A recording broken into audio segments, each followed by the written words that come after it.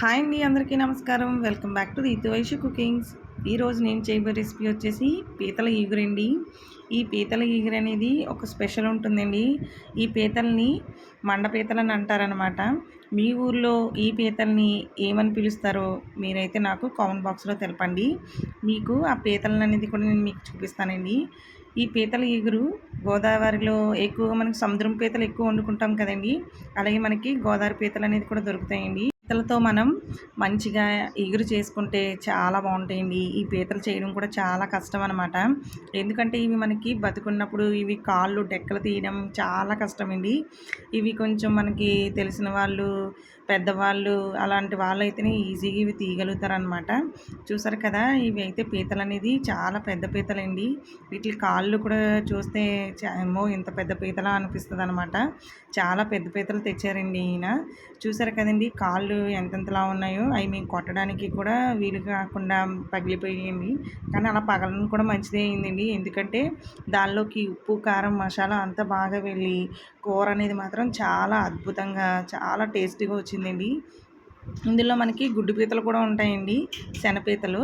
కాకపోతే ఇందులో శన లేకుండా మొత్తం అంతా గుజ్జే ఉంటుందండి.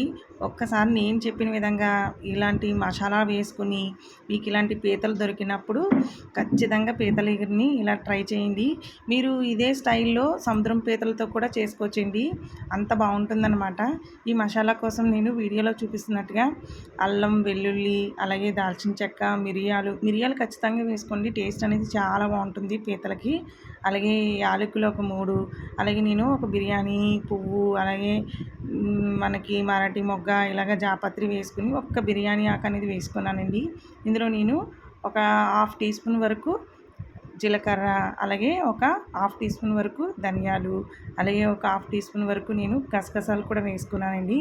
మీరు కావాలంటే ఈ మసాలాలని మంచిగా మీరు సిద్ధం చేసి పెట్టుకుని ఒక డబ్బాలో స్టోర్ చేసుకుంటే మీరు ఏ ఇగురు కూరల్లోకైనా సరే చాలా బాగుంటుందండి ఈ మసాలా అనేది.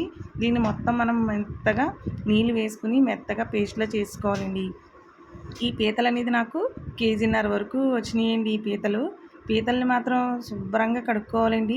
పీతలు మాత్రం 1 నుంచి 10 సార్లు అయినా బాగా కడుక్కుంటేనే పీతల్ని మనం తినాలండి. చాలామంది ఇలా కడిగేసి వండేసుకుంటారు. అలా అస్సలు చేయకూడదండి.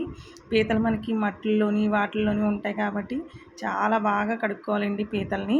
నేను అలాగే ఒక 2 మీడియం సైజు ఉల్లిపాయలు తీసుకున్నానండి. దాన్ని మెత్తగా మనం మిక్సీ అనేది పట్టేసుకోవాలండి. ఇప్పుడు నేను సపరేట్గా మళ్ళీ ఒక పాన్ అనేది పెట్టుకుని దానిలో నేను కొద్దిగా ఆయిల్ అనేది వేసుకున్నానండి. కొద్దిగా అంటే కొంచెం ఇగురు కాబట్టి కొంచెం ఎక్కువే పడుతుందండి. ఇప్పుడు నేను సిద్ధం చేసి పెట్టుకున్న ఈ ఉల్లిపాయలు, అలాగే కొద్దిగా కరివేపాకు ఫస్ట్ వేసుకోవాలండి. ఆయిల్లో మంచి ఫ్లేవర్ వస్తుందన్నమాట పీతల కూరకి. కొత్తిమీర ఉన్నా లేకపోయినా పర్వాలేదండి. ఇలా మనకి ఫ్రెష్గా కరివేపాకు ఉంటే చాలా బాగుంటుందండి. టేస్ట్ కూడా చాలా బాగుంటుంది. అలాగే నేను ఒక పచ్చిమిర్చి వేసుకొని కొంచెం ఉల్లిపాయ కొంచెం మనకి లైట్ గోల్డెన్ కలర్ వచ్చేంత వరకు వేయించుకున్నాక మనం ముందుగా సిద్ధం చేసి పెట్టుకున్న ఈ గరం మసాలా ముద్ద అంతా కూడా వేసేసుకోవాలండి. ఉల్లిపాయతో పాటు మనకి మసాలా కూడా వేగి టేస్ట్ అనేది చాలా బాగుంటుందండి.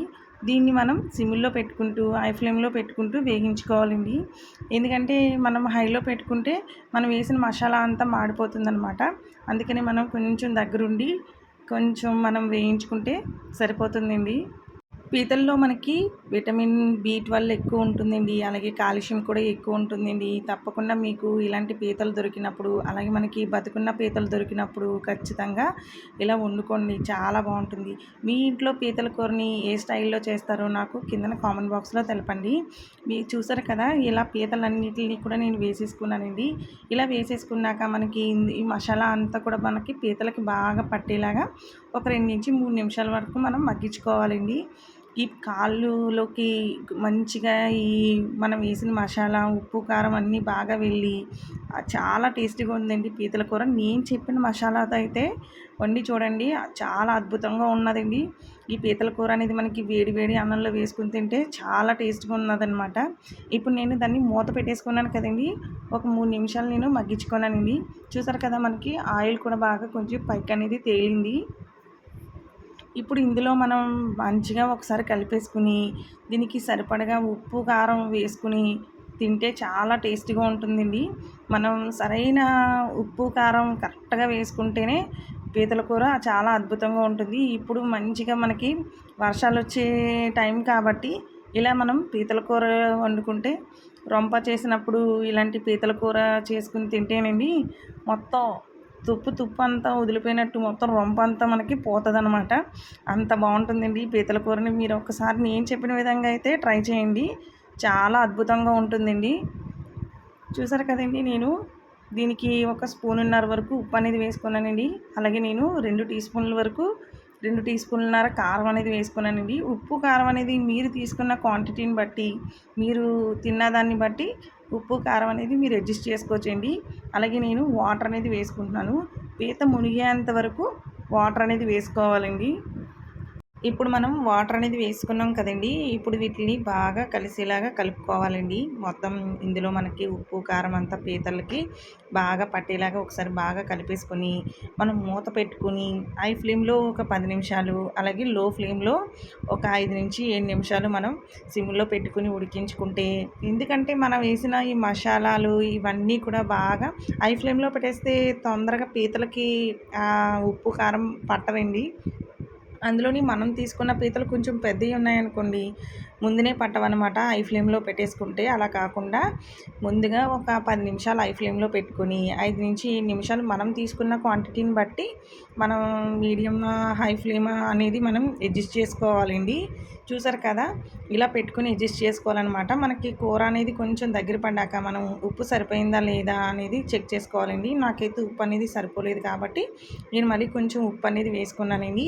ఇలా మళ్ళీ మనం మూత పెట్టేసుకొని మరొక 5 నిమిషాలు సిమ్‌లో పెట్టేసుకొని వదిలేస్తే కూర కొంచెం దగ్గరగా అయిందనుకోండి చాలా బాగుంటుందండి ఇగురు.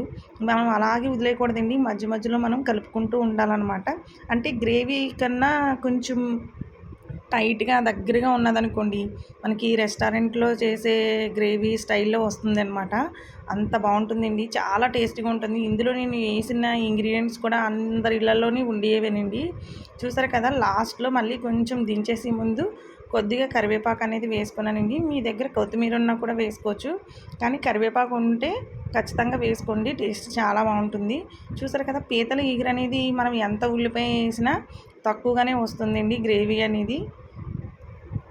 మీరు కూడా ఒక్కసారి ఈ విధంగా అయితే ట్రై చేయండి. చాలా టేస్ట్‌గా ఉంటుందండి. ఇప్పుడు నేను స్టవ్ అనేది ఆఫ్ చేసుకున్నాను. చూసారు కదా! పీతల ఈరనేది చాలా దగ్గరగా ఉండి, గ్రేవీ తోటి మనకి చాలా బావుంటుందండి. తక్కువ గ్రేవీ అయినా మనకి రైస్‌లోకి కూడా చాలా బాగా కలుస్తుందనమాట. నేను చెప్పిన విధంగా అయితే ప్లీజ్ ఒకసారి ట్రై చేసి ఎలా వచ్చిందో నాకు కామెంట్ బాక్స్‌లో తెలపండి. పీతల్లో మనకి కొవ్వు తక్కువగా ఉంటుందండి. మనం నూనె కూడా కొంచెం తక్కువ వేసుకొని వండుకుంటే మనకి సమానంగా ఉంటుందండి. ఇది ఎవ్వరైనా తినొచ్చండి. ఇది పిల్లల నుంచి పెద్దవాళ్ళ వరకు చాలా ఇష్టంగా తింటారండి. అలాగే మీకు ఈ వీడియో కనుక నచ్చినట్లయితే ప్లీజ్ లైక్ చేయండి, షేర్ చేయండి. ఇంకా ఇలాంటి టేస్టీ రెసిపీస్ కోసం నా ఛానల్‌ని అయితే ప్లీజ్ సబ్స్క్రైబ్ చేసుకోండి.